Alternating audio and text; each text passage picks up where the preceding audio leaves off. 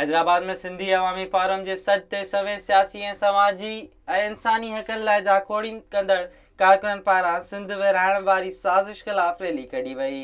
शहरजान मोहम्मद जुनेजो, हबीब जतोई ऐं ॿियनि जी अॻवानी में ओल्ड कैंपस खां प्रेस क्लब ताईं रैली कढी मुज़ाहिरो कयो। इन मौक़े ते अॻवाननि चयो त सिंध में रहंदड़ कुझु धुरियुनि MQM ज़रिए मुल्की आइन में सूबे जी जाग्राफ़ी हदुनि जी फेरफार जा इख़्तियार मर्कज़ हवाले करण वारी साज़िश में मुलविस आहिनि।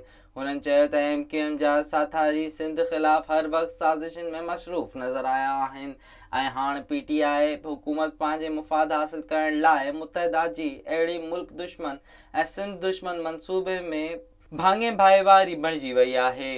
हुननि मुतालबो कयो त सिंध जी वहदानियत ख़िलाफ़ साज़िशूं बंदि कयूं वञनि, ॿी सूरत में सिंधी क़ौम पंहिंजी धरती जी हिफ़ाज़त लाइ पंहिंजूं जानियूं क़ुर्बान करण लाइ तयारु हूंदी।